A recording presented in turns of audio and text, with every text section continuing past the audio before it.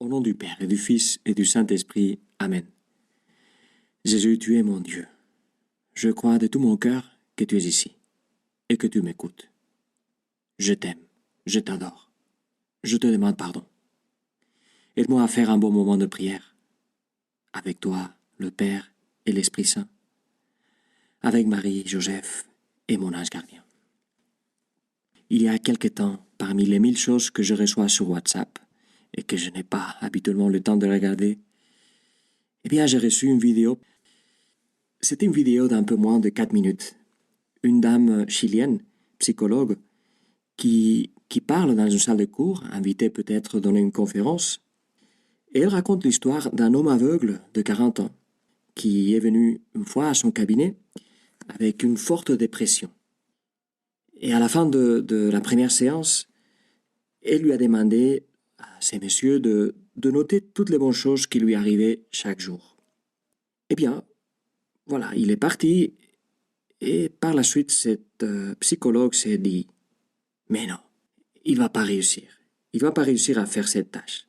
Aveugle, déprimé. C'est trop pour lui. » Le fait, c'est que la semaine suivante, le patient arrive avec une petite valise. La dame s'excuse.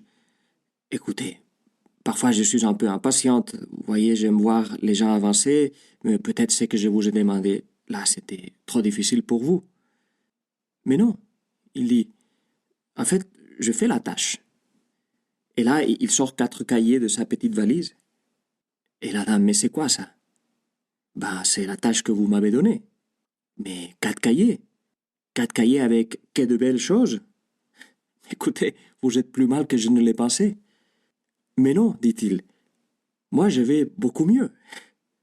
Eh bien, elle commence à lire, la psychologue, et au bout de 2 pages, elle commence à pleurer. Et ces messieurs lui dit, bon, il ne pouvait pas la voir, il entendait, il dit, qu'est-ce qui vous arrive? Eh bien, messieurs, que je me rends compte qu'en fait je suis bien plus déprimé que vous. Mais je ne m'étais pas rendu compte. Mais pourquoi vous dites ça? Eh bien parce que moi, je ne vois que très peu de choses que vous voyez. Alors, elle en nomme quelques-unes à l'auditoire, aux gens qui sont en train de l'écouter. La température de la douche les matins, la merveille de se sécher le corps avec une serviette sèche, de pouvoir entrer dans un lit avec du linge propre, avec un pyjama propre, l'arôme du pain grillé, la texture de la sauce de tomate, le soleil sur mon visage lorsque je marche, l'odeur de jasmin, la sympathie d'une caissière au supermarché, etc., etc. Bref, elle dit des choses que nous vivons tous les jours. Mais, elle dit, puisque nous sommes plus aveugles que cet aveugle, nous ne les voyons pas. Nous qui avons nos besoins fondamentaux bien résolus, nous sommes devenus de plus en plus insatisfaits. Et nous attendons d'autres choses pour être heureux, au lieu de remarquer tout ce qu'il y a de beau. Je me souvenais de cette histoire qui m'avait frappé à l'époque lorsque je lisais ces passages de l'Évangile d'aujourd'hui où un groupe de 10 lépreux s'approche de Jésus. Ils ont entendu que Jésus guérit des gens et ils veulent lui demander qu'il les guérisse. Et toi, Jésus, tu leur dis d'aller se présenter chez les prêtres. C'est ce que l'on faisait lorsque on était guéri, pas avant. Et donc certains auront pensé, c'est Jésus là, il met la charrue devant le bœuf. Mais l'un d'entre eux, on le sait après, était samaritain. Et donc, lui, il ne s'y connaissait pas trop avec ses coutumes. Et même si on ne sait pas ce qui s'est passé à ces moments-là, comment ils ont réagi, peut-être ça a été lui-même à convaincre les autres. Écoutez, s'il a dit d'aller chez les prêtres, allons-y. Et bien c'est comme ça, en y allant, qu'ils ont été guéris. Une fois, ils ont fait confiance à Jésus. Et alors, ils partent heureux chacun de son côté. Va savoir s'ils sont allés voir les prêtres ou pas. Mais ils partent heureux. Sûrement saluer leur famille, leurs proches. Parce que tu sais, les lépreux, c'était des proscrits. Ils ne pouvaient s'approcher de personne. Et donc, ils sont partis probablement saluer leur famille, les voir, les toucher. Probablement, ils ne les voyaient, ils ne les touchaient plus depuis des mois ou des années. Mais ils ont oublié Jésus. Ils ont oublié Jésus. Le seul qui est rentré auprès de Jésus, c'était le Samaritain. Celui-là s'est rendu compte qu'avant tout, il devait remercier Jésus. Et toi, Jésus, tu restes un peu attristé de voir qu'il n'y a que lui qui revient. C'est pas le manque de reconnaissance envers toi, c'est pas le manque de politesse qui t'attriste. Pour comprendre un peu les sentiments de Jésus, pensons. Pense à une occasion où quelqu'un n'a pas été reconnaissant envers toi. Et ça t'a fait du mal au cœur. Ça n'arrive pas tous les jours. Mais pense à une occasion pareille. Pas une occasion où tu t'es fâché, parce que ici Jésus ne se fâche pas. Eh bien, ce qui fait mal dans des occasions semblables, c'est que tu te donnes. Tu donnes un morceau de toi-même, ton temps, ton intérêt, ton affection. Et l'autre le prend sans apprécier, sans te voir toi. Bien sûr, on ne fait pas les choses pour qu'on nous remercie, pour qu'on nous applaudisse, mais c'est pas ça. C'est que lorsque l'autre n'apprécie pas, surtout s'il s'agit de quelque chose qui nous a coûté un effort spécial, on se sent un peu maltraité, un peu utilisé. Même si on n'a pas de ressentiment, on ne peut pas s'empêcher de se sentir un peu utilisé, comme laissé de côté, écarté. Mais surtout, on ressent de la tristesse pour l'autre. Et là, on arrive, je pense, plus au fond de ce qui t'arrive, toi, Jésus, dans ces moments.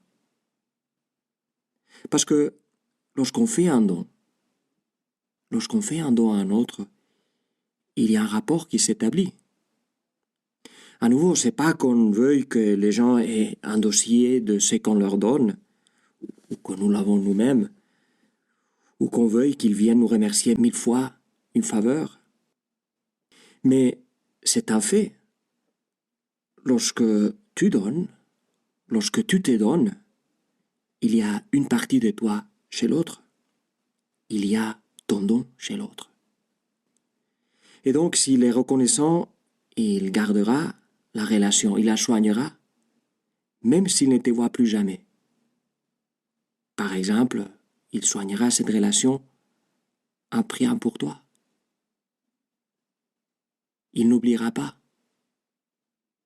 Mais s'il n'est pas reconnaissant, il partira avec ses cadeaux comme si c'était quelque chose qu'on lui doit, qu'il mérite. Il t'oubliera toi. Et lorsqu'on oublie qu'un don est un don, peu à peu, il cesse de l'être. C'est ce que cette dame, cette psychologue disait. On devient comme des enfants gâtés, des mécontents qui n'ont jamais assez.